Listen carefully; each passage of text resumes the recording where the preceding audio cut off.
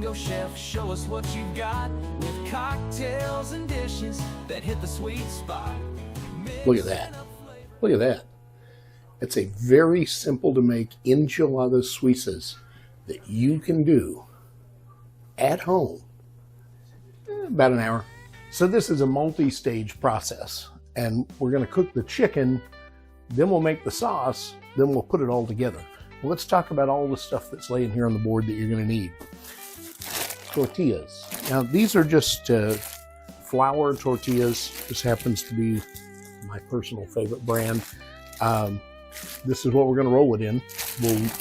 I am a big proponent of warming these up before you roll them. One, it makes them bind better, and two, I just like it. At some point, we'll need a can of green chilies. Now these are the all-important Great Value brand, yes, from our lovely Wally World. You can use the mild, medium, or hot, whatever you want to use. These are medium just because I had it in the cabinet. Sour cream. You won't need a lot, but you will need it. Now, this is cheese. This is queso fresco. This is a white Mexican cheese. This is fantastic cheese for doing any kind of Mexican food with, but especially when we're melting down to make a cheese sauce. We also will need half and half. Yes, Sam's brand, half and half, but you will need half and half for that. Before we get into all of that, we're going to need to make the chicken. So, chicken breasts. Now, generally speaking, you're going to need about one chicken breast per person that you're serving. I've got a bunch of them here because I cook a lot of things with chicken. We're going to cut that up. Green onions. This is not a necessity. This is more of a garnish, but I think it makes the dish look better on the plate. Minced garlic. You can use fresh garlic and press it through a garlic press if you'd like to. This is just a time saver. That's why I do it that way. This is a shallot, or the balance of a shallot that was left over. If you don't have any shallots, you can always use a little bit of red onion, or you don't even have to use it at all. I just like the flavor. But you will need some white onion, about a quarter of an onion that we're going to dice up. Butter. I'm going to use Chef Chamois garlic butter from Sam's, mainly because I want that garlic and Parmesan to come into this, and the basil, and it just gives it a better overall flavor in the saute. I'm going to need some seasoning. You will need salt, pepper, and garlic. As you can see, I'm using the Kinder's brand, and the cats are now wrestling underneath the tripod, so hopefully they don't bounce the camera around. The other seasoning that I'm going to use is tahini. If you've never used tahini or never seen it, this is a Mexican classic. It's got a little bit of lime in it. It's really, really good stuff, and it brings out the flavor and zest that I'm looking for. I also have a tiny bit of this left, so I'm going to throw it in there, but it's not a necessity. This is a chili verde seasoning from Kinder's, and you can see there's not much in there, so I'll use it, but it's not a necessity. I'm going to use a green bell pepper. If you'd like to use a little more depth of flavor, use a poblano. The juice of one lime. And then, last but not least, just because I don't want to make my own, I'm going to use a can of this Las Palmas green enchilada sauce. And this is the mild, but this is the most important part to build our sauce and our flavor. And then, of course, on the side, got to have some refried beans. When I prep chicken breasts, one of the most important parts to me is getting rid of as much of this excess fat as possible, mainly because I just don't want it. So I'm just going to cut that off and then just kind of lift on the fat a little bit, and you can just slice it away without getting rid of all of the meat. Now that breast is ready to prep. Now all I'm going to do is cut this into kind of strips, if you will, about like that. If you want it in smaller chunks, by all means, cut it in whatever size piece you'd like to have. As far as the shallots, whatever you want to call it, I'm just going to dice it very thin. This is about a quarter of an onion. I'm using a yellow onion, and I'm just going to dice that up fairly small as well. I'm also going to dice up a bell pepper. Now it's time for our main production. So we're going to cook the chicken first. I'm going to take about a tablespoon or 2 of garlic butter and put into the bottom of a pan I've got sitting on medium-high to get that melted down. As my butter is melting down, I'm going to go ahead and put my onions and shallots into the pan. I'm also going to put in the bell pepper. I'm going to work this down and saute it together before I do anything else. As the onions and peppers start to cook a little bit, I'm going to add about a teaspoon, which would be about 1 clove of garlic. We're just going to saute this together and let those onions start to break down a little bit. And as they do, we'll go ahead and add a little tahini.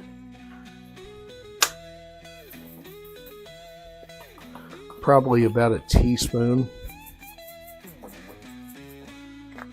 And also some salt, pepper, and garlic. About the same amount, maybe a little more. And because I already have it here, I'm going to go ahead and put this chile verde stuff in there as well.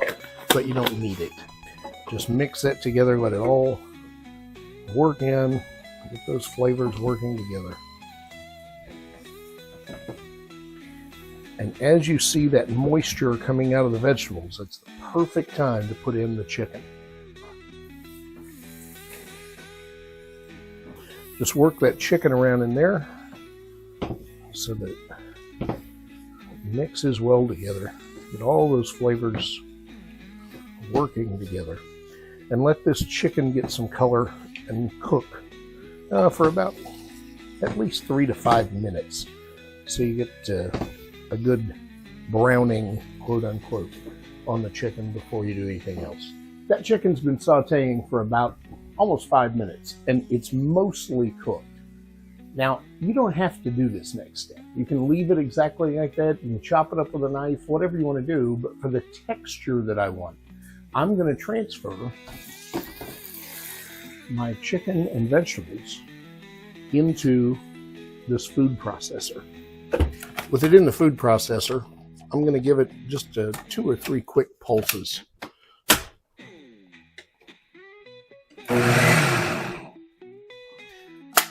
After that, I'm just going to put it back into the pan.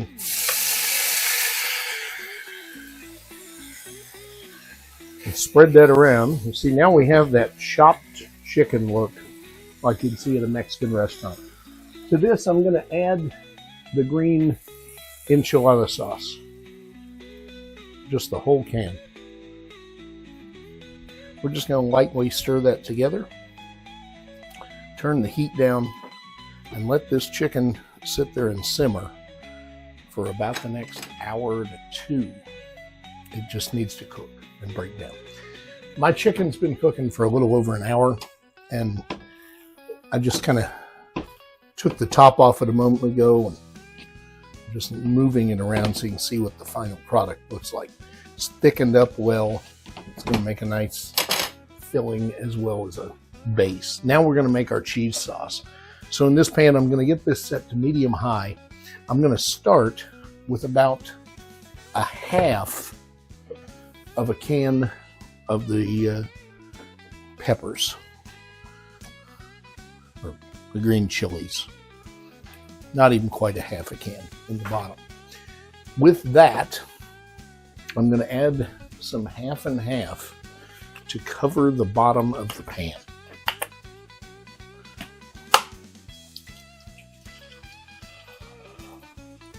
Like so.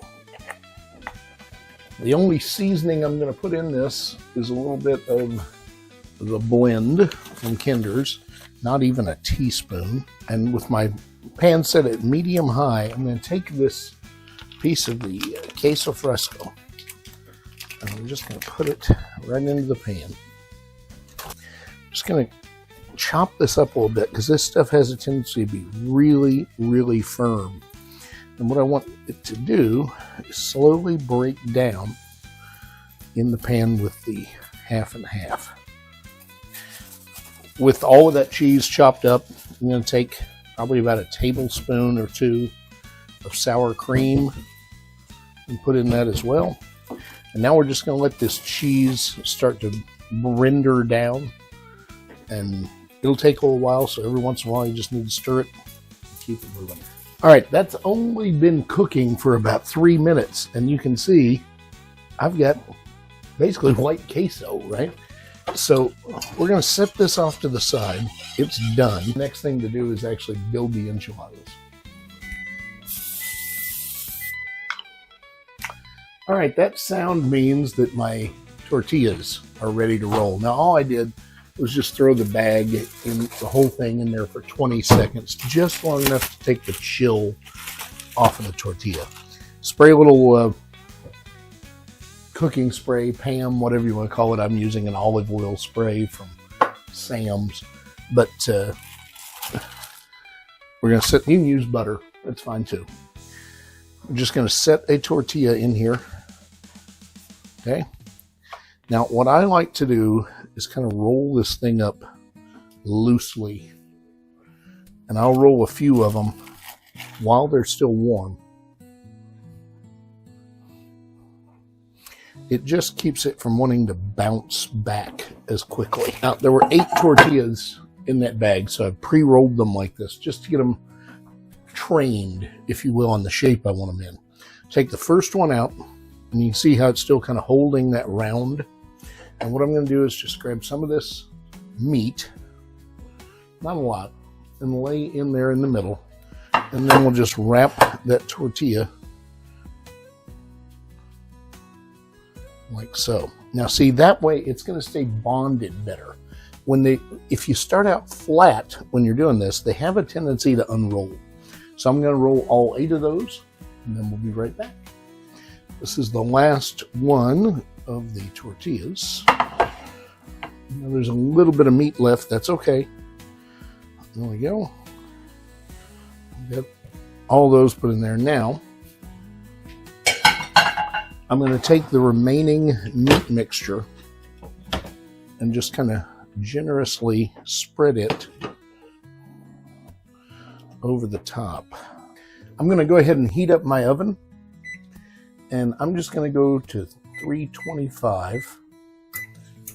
Now we're going to take our cheese mixture and ladle that and spread it across the pan. I'm going to cover this pan with foil, mainly because I don't want this cheese to burn in the oven. And I'm going to put it in here and let it do its thing. And there it is out of the oven. Man, that looks good.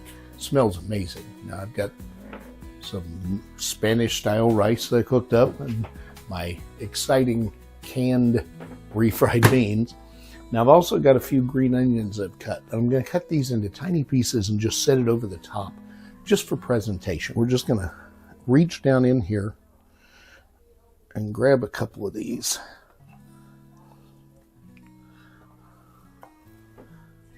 And there it is. It smells amazing. This is going to be so good. Until next time, make sure you like, share, and subscribe. Let me know if there's something you'd like me to make. Comment on this video, ask questions, send me an email, bill@kansasflamingochef.com. Visit my website, kansasflamingochef.com. Eat fabulous. I'll see you soon. In the heart of Kansas, under sky so clear, lives a chef with a flair, bringing folks some cheer. With a pinch of love and a dash of zest, he's the Kansas Flamingo, and his meals are the best.